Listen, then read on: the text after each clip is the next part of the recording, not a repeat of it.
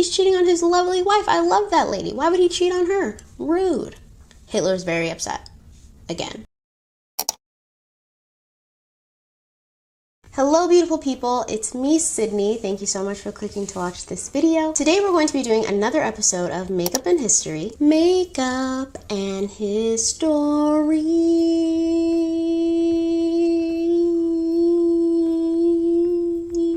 Today's video is going to be about World War II, specifically the catalyst that would launch the events of World War II. We're going to be talking about Joseph Goebbels, the man responsible for brainwashing millions of people. He brainwashed everybody. And if you've never heard of him before, heard of this story in general, then get ready. This is not going to be a normal, boring World War II story. It's very juicy, very scandalous. Members of the Nazi Party were very petty. I was shocked. So you're in for a treat. A treat! Okay, let's get into the story. All right, so I grew up in the US of A. I went to public school in the United States. And our history lessons regarding World War II were very vague. Basically, what we learned in school was that Adolf Hitler was very bad, very evil. I was always very confused at how Hitler was able to attain so much power and why he had so many loyal followers. If he was so bad and so evil, which he was, how was he able to have so many people allowing him to do all of the atrocities that he did? Like, what was going on? And here is where I learned about a man called Joseph Goebbels, responsible for brainwashing millions of German people and giving Hitler the power to practically take over the world and kill 6 million Jewish people. So to learn how they brainwashed millions of people, we have to get in our time machine and we have to travel back almost 100 years to the 1930s. We also have to go to Germany. So put your seatbelt on. Beep boop, beep boop, beep.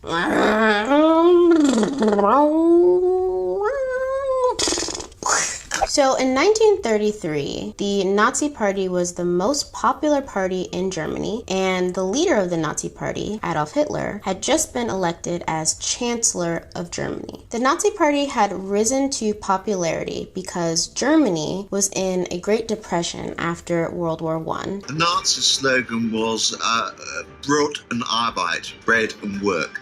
Basic things that the Germans had grown accustomed not to having. Brot und Arbeit, which translates to bread and work, which promised a lot of German people hope for a brighter future. They promised to give the German people food security and job security, which made them very popular. Now, Hitler, as we all know, was very racist and very anti-Semitic. He believed that the Jewish people had a plot to take over the world, and they were the reason that the German economy was so bad. He was obsessed with Jewish people, and he believed that their plot to take over the world was affecting everyone, everywhere, but specifically was affecting Germany since they were in such a bad state after World War I. He also hated communism. So Hitler built the Nazi Party with members who shared his beliefs. They all had anti-Semitic beliefs, and they all believed that the best way to restore Germany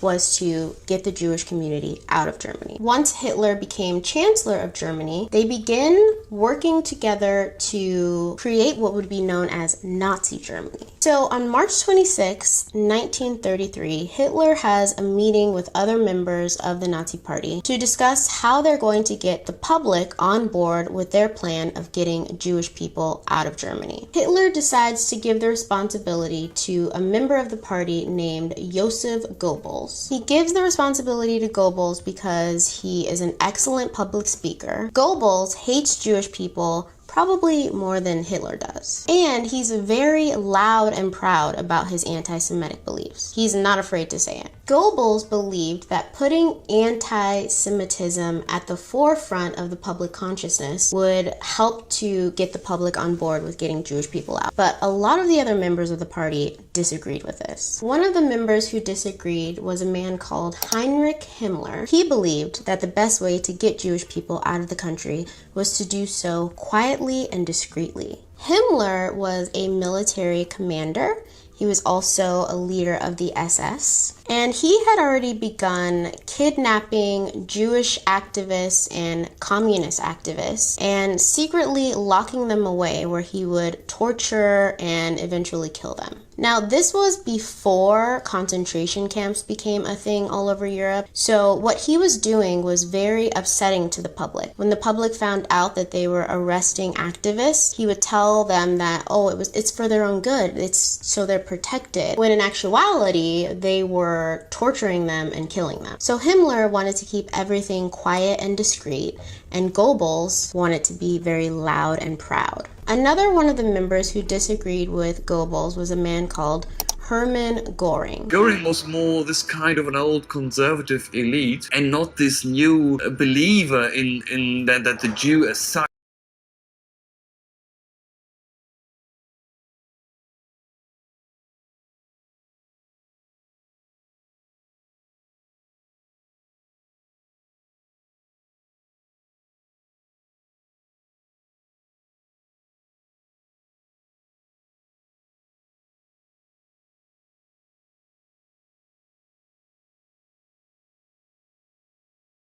You're crazy. So Himmler and Göring were the main two members who disagreed with Hitler's choice for Goebbels to be the one to get the public on board. It's also important to note that the members of the Nazi Party were often really petty with one another. Like, they secretly hated each other, but they all loved Hitler. They were all fighting all the time to undermine each other so that they could be Hitler's favorite. So despite the other members being skeptical of Goebbels, Hitler still trusted Goebbels with the task, and he named him the propaganda minister of the Nazi Party. Hitler trusted Goebbels because they were very close, and he's like, you hate Jewish people just as much as I hate Jewish people, so I know you're gonna get this done. I trust you. Do it. Just do your thing. Do your thing, Goebbels. That's what Hitler said. So Goebbels comes up with this grand plan that he's going to have a nationwide boycott in which he will tell the German people to stop buying from Jewish businesses because Jews are the enemy of Germans. On April 1st, 1933, he sends out military personnel to stand in front of Jewish businesses, deterring people from coming in. He would also make flyers and graffiti on the side of Jewish businesses to make sure that no one comes in. The signs say, Jews are the enemy of Germans. Stop supporting the Jews. He makes a really big deal out of this boycott because he thinks it's a good idea.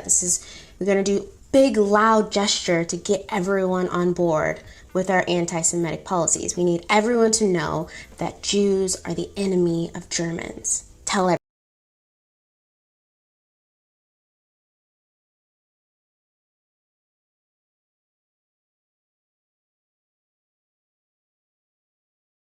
Like, what? Many of them were loyal customers to the Jewish companies. There were still many Germans who carried on in defiance of the SA men standing on the door. Many of them had orders that they'd already placed. So when they went to the shops to go and get their orders, they were like, why is the military standing outside? What? Move. Get out of my way. Move. So the German public does not participate in this boycott. And Goebbels is honestly shocked. He's shocked and embarrassed to discover that the public is not, turns out majority of the people aren't anti-Semitic or racist. And they all thought he was a lunatic. It was very upsetting to him.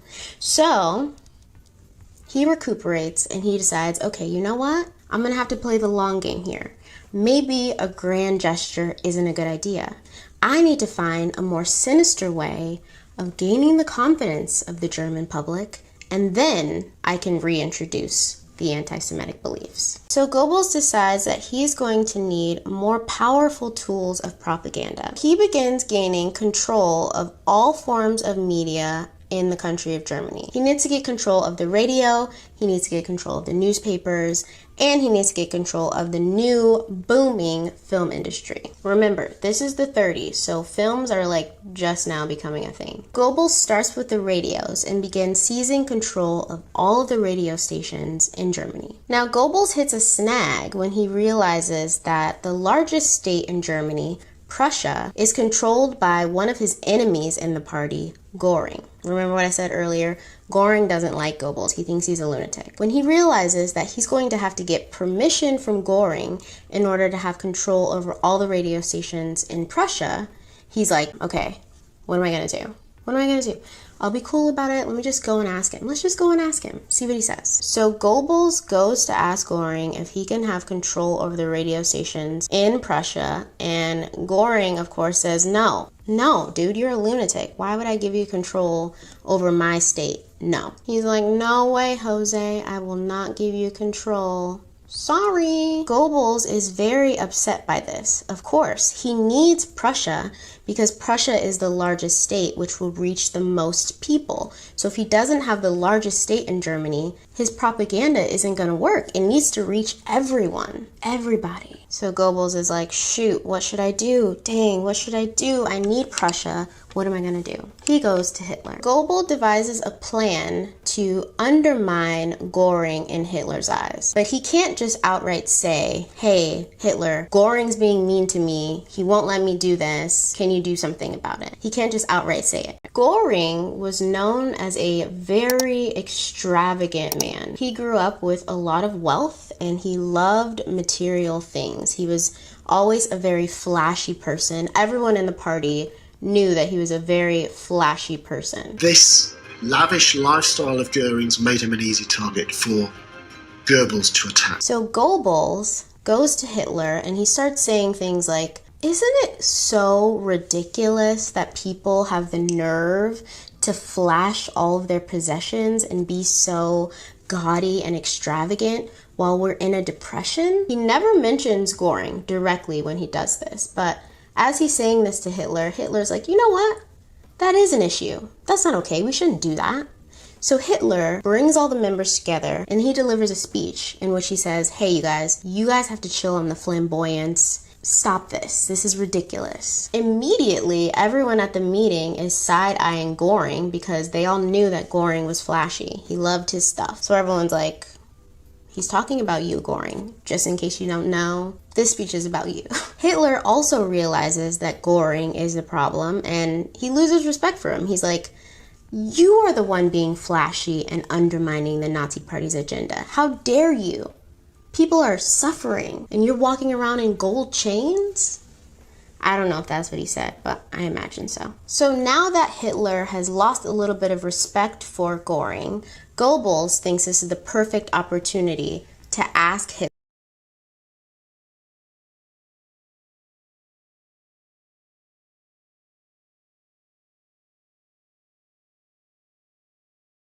Göring's a mess. Göring. Everyone's like, ew, Göring, ew. So Goebbels gets control over the radio stations in Prussia, and Göring is like, he knew exactly who was responsible for all of this. It was Goebbels. So Göring is furious because he realizes that he's been undermined by Goebbels. So he creates the Gestapo, which is the secret police, and he begins spying on all of the members of the party, especially keeping an eye on Goebbels. All right, so now Goebbels has complete control over all of the radio stations in Germany. He begins mass producing radios. In 1934, Germany produced 1 million new radios, and he made them affordable so that he could ensure every household would have a radio in it. He also created radio wardens that would go around neighborhoods and make sure that everyone was tuning in to their radio. Now, the German public didn't think that this was odd. They thought it was great that they had a new commodity. Radios were being produced, so that maybe meant that the economy was doing better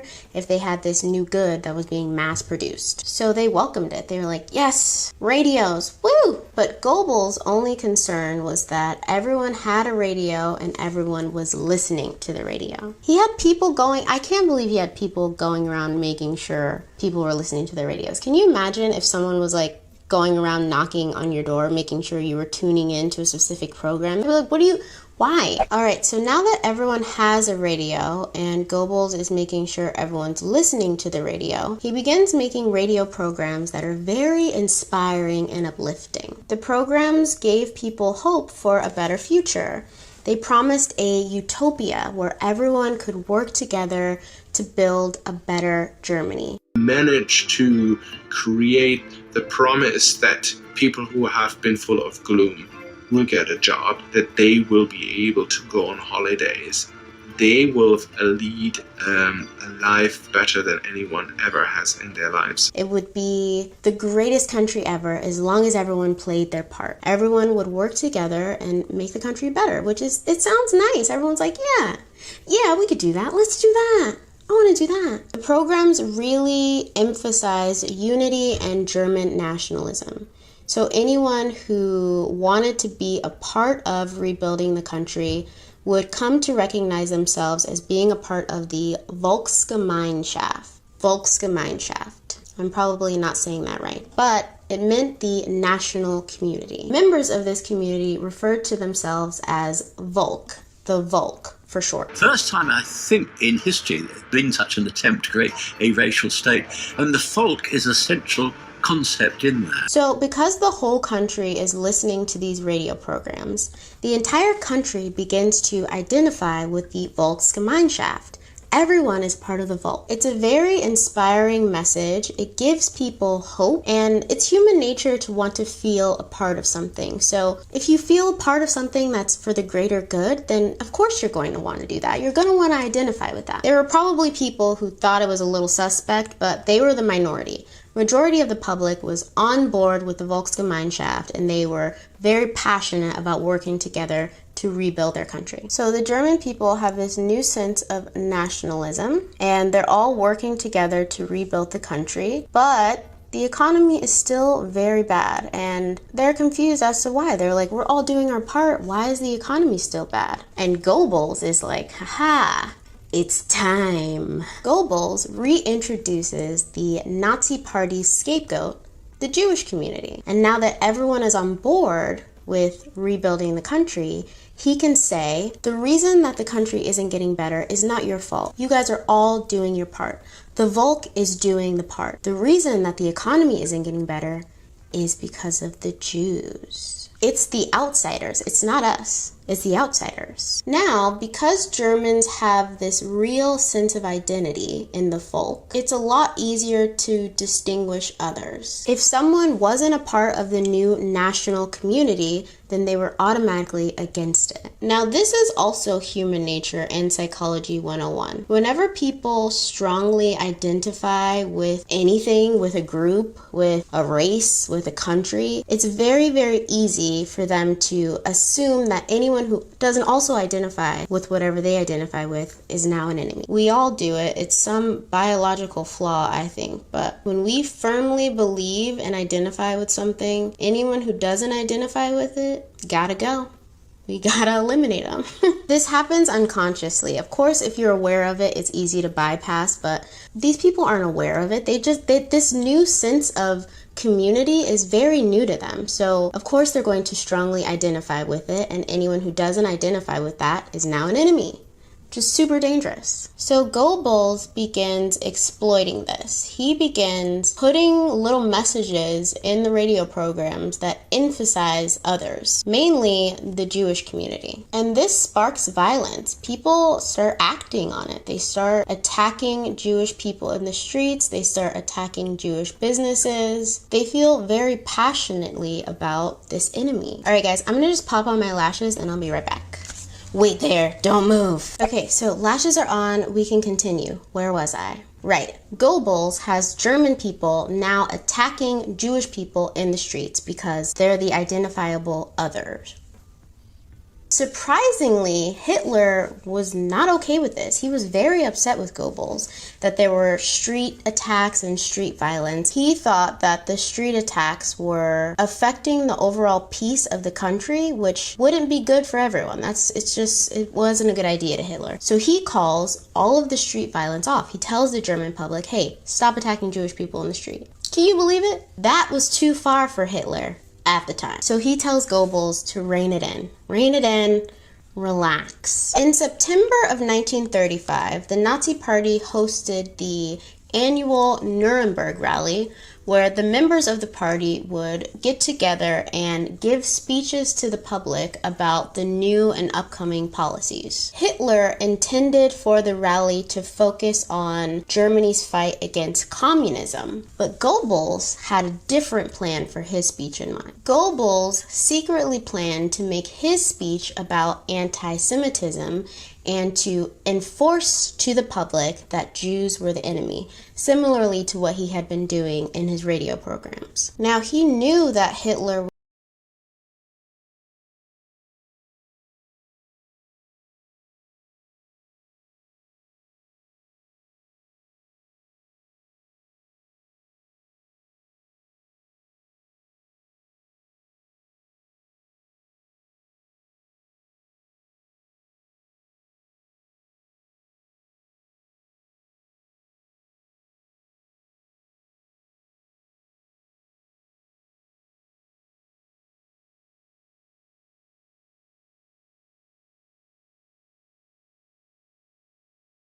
like, what is he doing?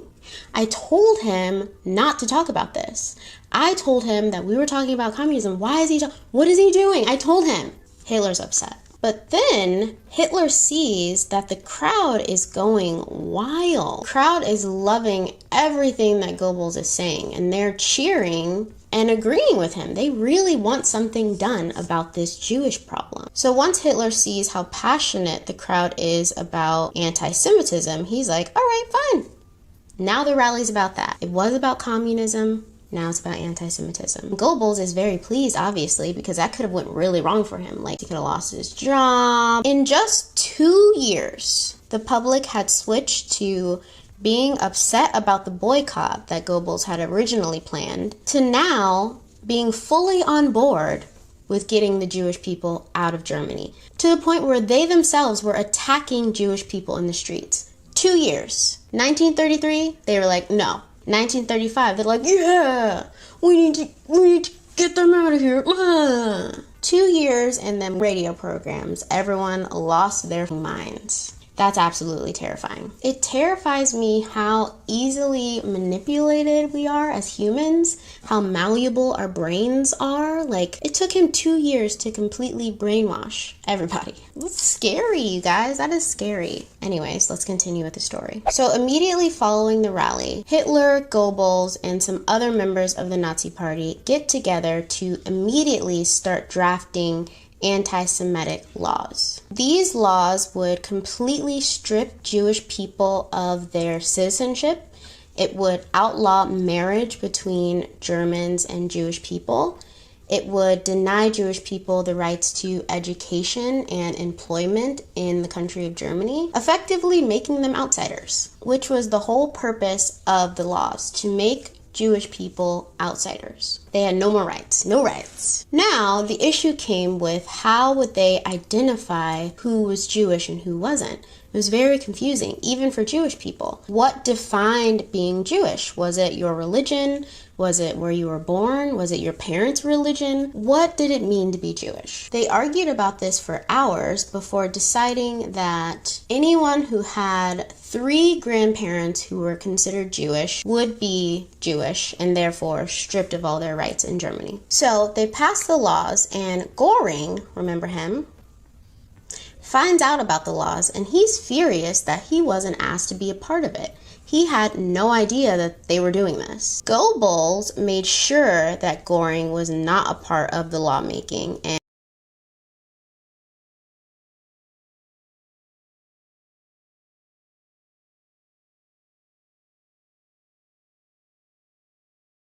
the entire time, Göring has been spying on Goebbels, remember, because he has the secret police. So he's been keeping an eye on all of the members of the Nazi Party, specifically Goebbels, because he hates Goebbels. Göring and his secret police have recently gotten hold of the most advanced technology of the time, phone tapping. So they've been listening to the personal, private conversations of all of the members. And now Göring has some tea on Goebbels. He realizes that this is the perfect time to expose the information that he has on Goebbels, because it's good. Goebbels, who had control over all media in the country of Germany, had also gained control of the new film industry. So from listening to Goebbels' conversations, Göring had figured out that Goebbels was cheating on his wife with tons of actresses who were a part of his film studio. Goebbels had numerous affairs,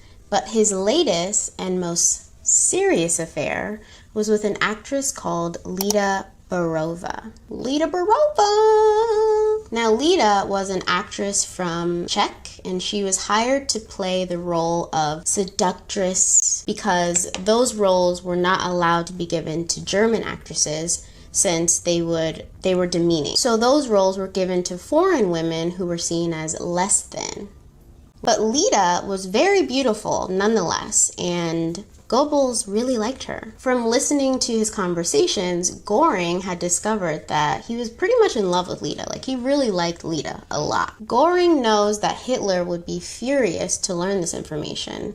One, because he has no time for infidelity or shenanigans of any kind. Hitler's like, listen, we're on a mission. I don't have time for you to be cheating, messing around, none of that. Hitler is also really good friends with Goebbels' wife. Hitler was the best man in Goebbels' wedding, and he really likes his wife, Magda. They were good friends. He's double upset by this news. He's like, oh, now I got a cheating propaganda minister. He's not focused on what I need him to be focused on, and he's cheating on my friend. He's cheating on his lovely wife. I love that lady. Why would he cheat on her? Rude.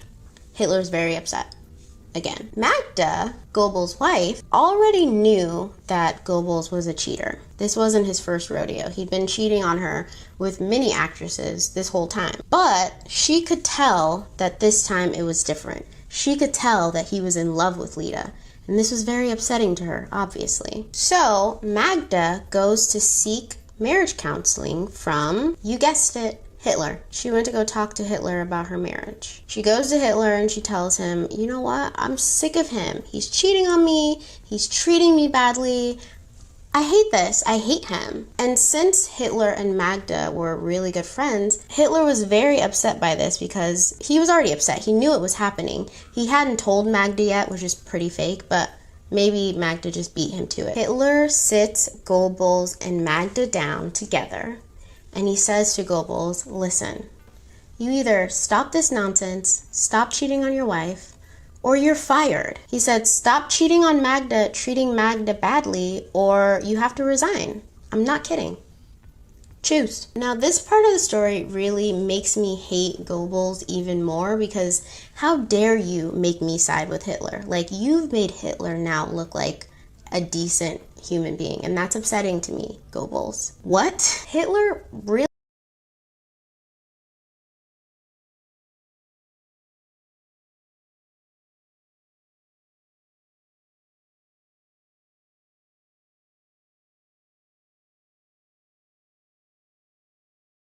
So Goebbels was upset, obviously, because he loved Lida, but he knew that he couldn't risk upsetting Hitler, betraying his country, so he broke it off with Lida and he fired her because Hitler didn't want her in any more German movies. Poor Lida took a double blow. She lost her man and her job.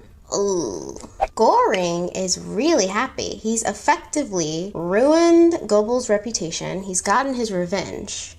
He was waiting for that revenge, and he got his revenge. He smeared Goebbels' reputation. He weakened his relationship with Hitler. He really waited for that revenge. He was ready for that revenge. But now that Hitler no longer completely trusts Goebbels with getting the Jewish population out of Germany, I mean, he still trusts him, but not as much as he did. This leaves room for Himmler. Remember him? Himmler, in case you forgot, was the one who believed in doing things discreetly. So Goebbels believed in being very loud and proud about it and getting people to attack Jewish people in the streets, while Himmler believed we should lock them up and do it behind closed doors. So Himmler, having more power to do things his way, would lead to what we know as the Holocaust, which killed over 6 million Jewish people across Europe. Just absolutely terrible. Terrible. Alright, you guys, so this is the finished look. And I'm sorry, I apologize if I glossed over the end there, but this story specifically was about why World War II started, how World War II started, how they were able to brainwash so many people into believing that everything they did was okay, which it absolutely wasn't. I wanted to talk about this story today, or the reason this fascinated me so much is because I feel like this still happens today, and now there's just more mediums in which to brainwash.